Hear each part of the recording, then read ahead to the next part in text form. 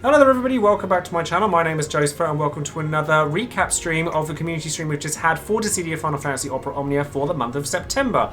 Now thankfully this month is going to be a little bit more predictable, if anything, than the last month that we've had for the game. But there's still some very exciting things to come along, including, well, he's not my favourite character, but he's from my favourite game. So I'm quite excited for him, even if not many other people are. So let's take a look at what we have to expect from the month of September. And if you're interested in all of that good stuff, then stay tuned and keep on watching. As always, you guys, don't forget to check all of my links in the description box below with regards to all of my social media links. And then obviously over on Twitch, I stream multiple times in a week, up to 5. And I'm trying to calm down a little bit on streaming because I've been trying to do like full-time streaming, full-time YouTubing, and not giving myself much space in between. So I'm, after tomorrow, finishing Final Fantasy V on stream with 4 Job Fiesta, hopefully. I'm going to wait until FF6 Pixel Remaster is released so that I can then stream that. But you can still come along and find me doing every Dissidia event, as well as lots of Final Fantasy XIV, and lots of other stuff as well along the way. And then with regards to Patreon, I always shout out one of my patrons every time I release a new video. And today that person is going to be Lousy David, who has been a very long-standing patron of mine, who is a massive fan of Sellers. So a massive thank you goes out to you and to all of my patrons who allow me to continue making my videos and streaming as much as I do. It means the absolute world to me. And if you would like a title card to be featured in my videos, as well as lots of other bits and pieces like being in Would You Pull and voice chats and all sorts of extra stuff, then perhaps you'd like to consider joining up on Patreon by clicking on the link in the description box below as well. Don't forget to check out all of the other content creators out there for Dissidia or Opera Omnia, as there's lots of hard-working people out there like myself, and don't forget to check out all of the other resources because there's lots of other people who work very hard on making those as well. So let's take a look at the slides and what we have to expect from this month. Now, first things first, a massive thank you goes out to Josh and Crystal, and obviously they mentioned on the stream as well that they were aware of the controversy regarding Setzer and the frustration, but I do just want to reiterate that while your upset and your frustrations are valid, it's very important to constructively criticize things rather than sending hate towards anybody, because ultimately it doesn't get you what you want realistically, and it just alienates the problem by being rude. And I think that obviously I was frightened of it as well, because I've had hate come my way when people in the community were frustrated, and I'm sure they were too, and I think they handled it very, very well, and they, basically just said, we're the community people, it's not our choices, but thank you very much for voicing your concerns. And I thought it was handled very well, so a massive thank you goes out to them for that. Speaking of constructive criticism and things that, come out of it, we have quality of life improvements. Now, I'm not saying that I had anything to do with this, because I didn't, but we have a window-related improvement that I'm fairly sure I did mention in my criticism video of Dissidia, and it seems like something got heard along the way, even if it wasn't by me, because now when you hover over an ability or anything like that, you get all of the text available that tells you everything that's going to be done. So the addition of scroll bar is there for longer text, so you're able to see all of the stuff that happens as and when it happens, which is very, very nice. So hopefully that means that, the window remains open so you can read everything. You'll be able to change the text size will be changed so that it's more applicable. Hopefully this is really good for newer players and makes it a little bit easier for people to read. So this is all good as far as I'm concerned. Next on the list, on September 2nd, so it's going to be Thursday over here in the UK, we have a new story chapter, which is going to feature Yuna's BT, LD, and kick-ass costume. Just putting that out there, gorgeous costume. It's a shame that we don't have Gunner Yuna as an alternate character rather than an alternate costume, but this makes up for it because the wedding dress is everything, and this coming from somebody who previously was well known for not necessarily being a massive Yuna fan.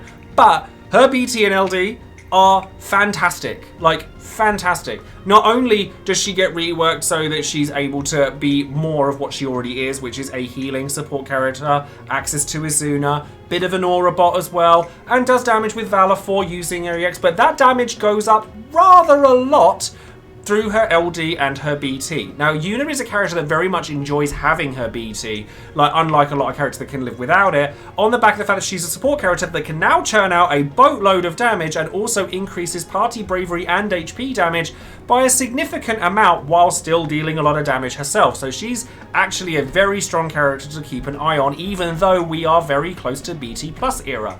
Now, on the banners featured alongside her, she's going to be featured alongside Trey, which is a great pickup pick up if you haven't already got Trey. And then there's another banner coming around that'll have Desh and Gao on it. And they're not quite so important, but you know, I would probably skip that banner on the back of the fact that there's a lot more to save for in the next month. And there's 2 banners that come one after the other in this month that you'd probably want to be pulling on.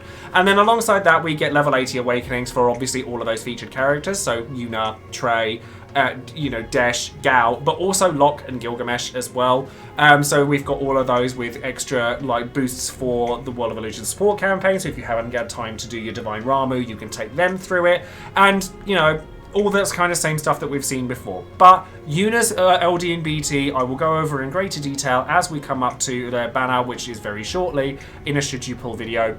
But I'll tell you now, it's good. Next on the list on September 6th is going to be the Shinryu event. So it's a community token challenge, but this was intended in JP to be a New Year's event and had like an extra challenging Lufenia mission before Lufenia Plus was a thing. And alongside this event will come with Agrius. Now Agrius LD is again very powerful and is going to be a place where Yuna's BT, a lot of people are going to be chasing for it if they get the LD early from Yuna. And Agrius gets a rework, auras get better, batteries get better, and gets a fierce LD weapon that augments her kind of, you know, boss-stopping kit with paralysis, and now she gets confusion, and then obviously has silence on her EX as well. And her debuff that comes off of her LD HP plus attack makes it so that the enemy takes more bravery and HP damage, and also can't act on their next turn. So she is just very, very strong. Another character a lot of people are going to want that we're going to cover in another Should You Pull video. But the Community Token Challenge itself is also very interesting, because when this came out in JP, it also came with a large amount of resources and tickets, similarly to how Ardyn got when he got released. Now, on the stream, it was said that you know, there's lots of resources and tickets available in this event, but probably not as much as there was in JP, but those other resources may be moved elsewhere. So what that actually means remains to be seen. We'll just have to wait and see what happens. But quite frankly, after Agrius and Yuna, I'm sure we could all do with a bit of an injection of resources. After that, over on September the 9th, we're going to get Rude's Lost Chapter. Now, Rude's Lost Chapter is... it's got like Rude and Yuffie in it. Yuffie is interesting. Like, Yuffie gets reworked, which is really nice, and she gets an LD that makes it so that she applies a debuff that increases like exponentially depending on how many debuffs the enemies have. So it reduces attack, defense, speed, and sap. So very similar to Kefka, but it's much stronger if they have a large number of debuffs on them. Now, Yuffie does a large number of debuffs on her own anyway, so it does feature very well with Yuffie's kit, and she does do a lot more damage now because of her rework. Is it an absolute must-have? No, probably not. But it's still really nice to have. And the LD call ability is actually really fierce because it puts the Doom of the Living, which is the name of the LD attack, debuff on the enemy so that you can then take advantage of that with other debuffers. So that's really nice. Rude at this point is pretty skippable. Like, if you didn't take advantage of him the first time around, you're probably not going to need him now. Like, there's a lot of healing supports now that are very good at batterying, where Rude is just fine. Like, he's okay, but you're probably not going to be chasing after him. Honestly, after Agrius, you could probably spend the rest of the month saving resources, if I'm perfectly honest. And, you know, alongside that is the Dimensions and Transcendence Tier 4, which again, I will obviously cover in much greater detail nearer to the time, but that's going to feature Barret. Barret is weird. Like, he's an Aura bot, as he's always been, and he's an offensive Aura bot. His LD gives him a buff that has stacks, and the only way to increase those stacks is to use the LD, which means that, I mean, he starts with one of these stacks, and the buffs, the benefits you get out of it are good, like it's Party Brave, Party HP damage, all that good stuff.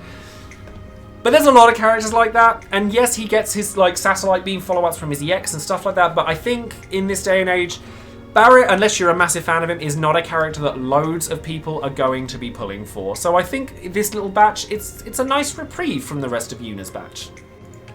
And then rounding out the slides, because we actually got a nice predictable month, which, to tell you the truth, I'm really, really happy about, because last month was stressful with all the stuff being shuffled around and not knowing when stuff was coming and having to get polls out, and it was a chore. But this time around, we know what's coming and when. And on September 17th, we're getting a raid, and it's going to feature Exdeath.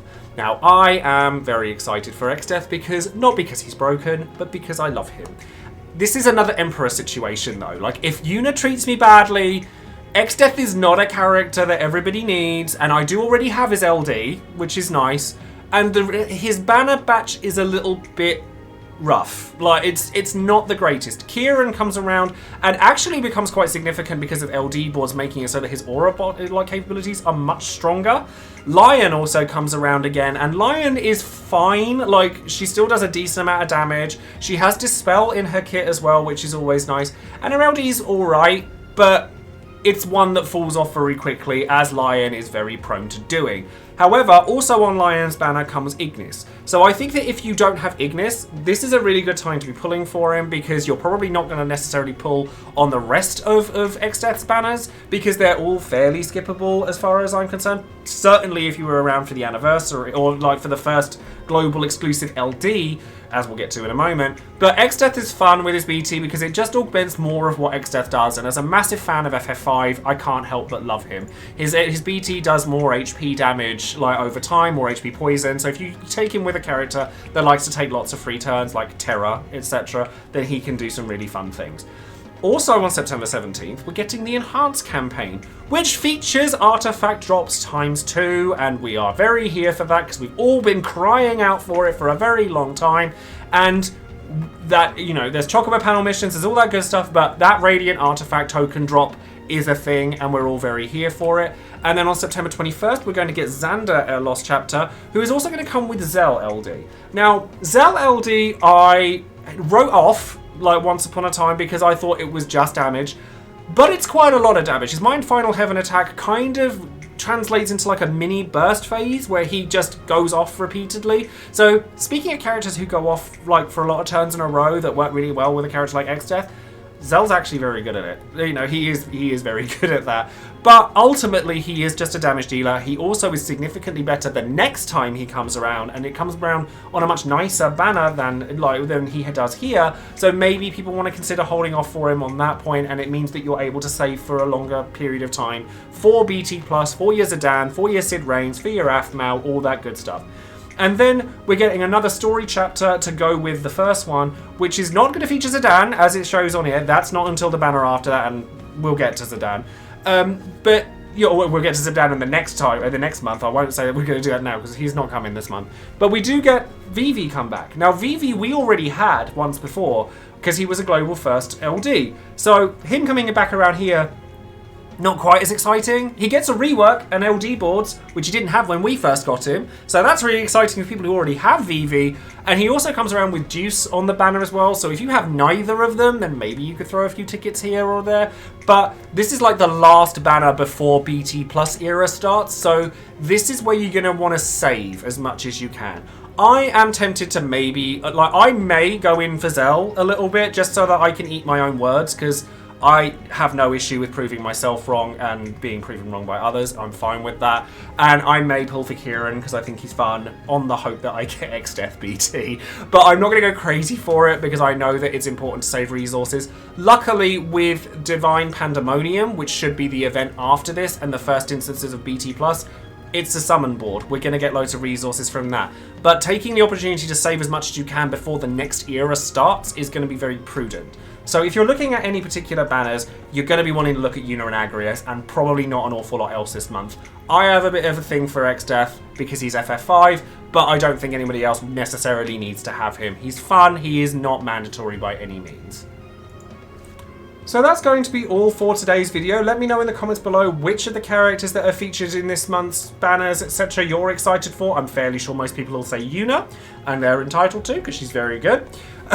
Or if you're excited for Exdeath like I am a little bit, or if you're going in for Zell, or if you're going in for Vivi because you didn't get him the first time around. There's actually some very interesting stuff here, even if this is more of a low-key month, which, like I said earlier, I'm actually very fine with, because we had a lot of mix-ups in the last time, and while I appreciate new content because it actually plays into what I said with my complaints video and stuff like that, I really appreciate that. I just like us being told when things are happening and what's going on, as opposed to being left in the dark, which we were a lot last month, and I'm very pleased to say that we're not having that again here. So, like I said, let me know in the comments below what you think. Don't forget to like the video, subscribe to the channel, and click that bell for notifications on any future videos I might be making, and I will see you in the next one. So thank you all again, and I'll see you soon. Bye now!